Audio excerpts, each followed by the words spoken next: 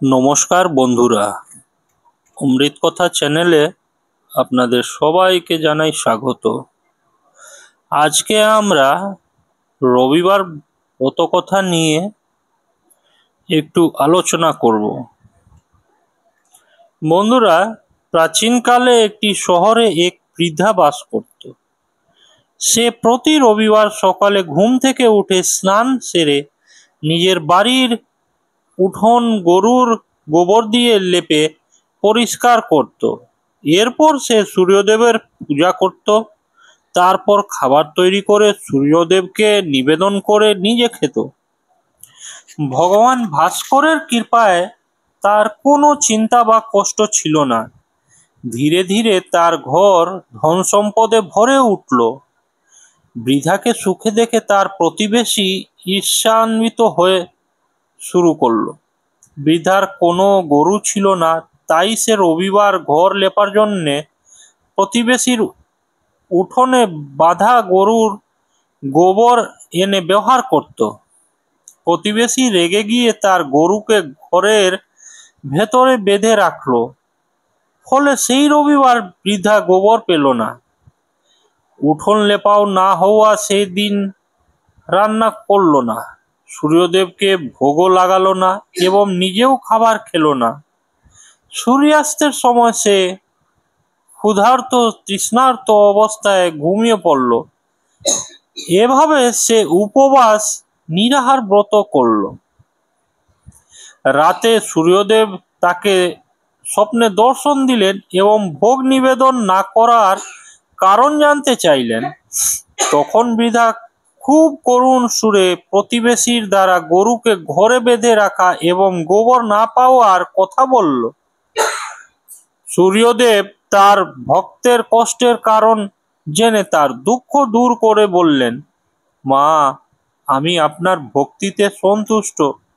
আমার ব্রত পালন ও কথা শ্রবণ করলে নির্ধন ব্যক্তি ধন এবং বন্দা নারী পুত্র লাভ করে।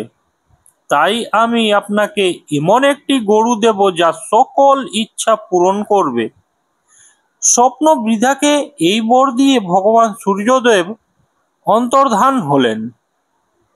পরদিন সকালে সূর্য ওঠার আগেই বৃদ্ধার ঘুম ভাঙল এবং নিজের উঠানে একটি সুন্দরী গরু দেখে সে অবাক হয়ে গেল। প্রতিবেশী বৃদ্ধার উঠানে সুন্দর গরুটি দেখে আরো বেশি ঈর্ষান্বিত হলো। গরুটি যেই সোনার গোবর করলো, প্রতিবেশীর চোখ কপালে উঠল। প্রতিবেশী বৃদ্ধাকে আশেপাশে দেখতে না পেয়ে সঙ্গে সঙ্গে সেই গোবর তুলে নিজের বাড়িতে নিয়ে গেল এবং তার নিজের গরুর গোবর সেখানে রেখে এলো। বৃদ্ধা সোনার গোবর সম্পর্কে কিছুই জানতে পারল না এবং আগের মতোই ভগবান সূর্যদেবের ব্রত করতে ও কথা শুনতে লাগলো। প্রতিবেশীর চালাকি দেখে একদিন সূর্যদেব প্রচণ্ড ঝড় সৃষ্টি করলেন, যার কারণে বৃদ্ধা গরুকে ঘরের ভেতরে বেঁধে রাখলো। সকালে উঠে বৃদ্ধা গরুর গোবর দেখে খুব অবাক হলো। সেদিন থেকে বৃদ্ধা গরুকে ঘরের ভেতরে বাঁধতে লাগলো। সোনার গোবরের কারণে বৃদ্ধা কয়েক দিনের মধ্যেই ধনী হয়ে গেল। এখন প্রতিবেশী হিংসায় জ্বলে পুড়ে ছাই হয়ে গেল। সোনার গোবর পাওয়ার কোনো উপায় না দেখে সে রাজার দরবারে গেল এবং রাজাকে সব কথা বলল। রাজা তার সৈন্যদের পাঠিয়ে বৃদ্ধার গরুকে নিয়ে আসার নির্দেশ দিলেন। সেনারা বৃদ্ধার বাড়িতে পৌঁছালো। সেই সময় বৃদ্ধা সূর্যদেবকে ভোগ নিবেদন করে নিজেই খাবার গ্রহণ করতে যাচ্ছিল। রাজার সৈন্যরা গরুকে খুলে দিয়ে প্রসাদের দিকে চলল। বৃদ্ধা সৈন্যদের কাছে গরুকে নিয়ে না যাওয়ার জন্য অনেক অনুনয় বিনয় করলো, অনেক কান্দল চিৎকার করলো, কিন্তু রাজার সৈন্যরা মানল না।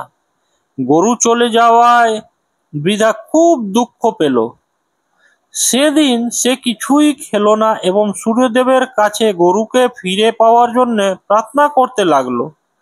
অন্যদিকে রাজা গরুকে দেখে খুব খুশি হলেন এবং সৈন্যদের বললেন, এই সোনার গোবরদাত্রী গরুকে গৌশালার বদলে আমার কক্ষে বাঁধা হোক। সকাল হতেই রাজা উঠে দেখলেন সারা মহল গোবর ও দুর্গন্ধ ভরে আছে। রাজা ঘাবড়ে গেলেন। তিনি সৈন্যদের নোংরা পরিষ্কার করতে বললেন, কিন্তু গোবর পরিষ্কার হচ্ছিল না। যত পরিষ্কার করা হয় তত যেন তা ছাড়িয়ে পড়তে থাকে। এটি দেখে রাজা ক্ষুদ্র হলেন এবং প্রতিবেশীকে রাজমহলে ডেকে এনে তাকে শাস্তি দিলেন। এরপর রাজা তৎক্ষণাৎ বৃদ্ধাকে মহলে ডেকে আনলেন এবং তার কাছে ক্ষমা চেয়ে সম্মানের সঙ্গে গরুটি ফিরিয়ে দিলেন। এরপর রাজা মহল থেকে সমস্ত নোংরা দূর হয়ে গেল। তখন বৃদ্ধা রাজাকে রবিবার ব্রত এবং ভগবান ভাস্করের দ্বারা গরু পাওয়ার সমস্ত কথা বলল। রাজা তার রাজ্যে ঘোষণা করলেন যে সকল নারী পুরুষ যেন রবিবার ব্রত পালন করে। বন্ধুরা, আশা করি আপনাদের এই ভিডিওটি ভালো লেগেছে। আপনারা আমাদের চ্যানেলকে লাইক করুন, সাবস্ক্রাইব করুন আর ভিডিওটিকে শেয়ার করুন। ধন্যবাদ।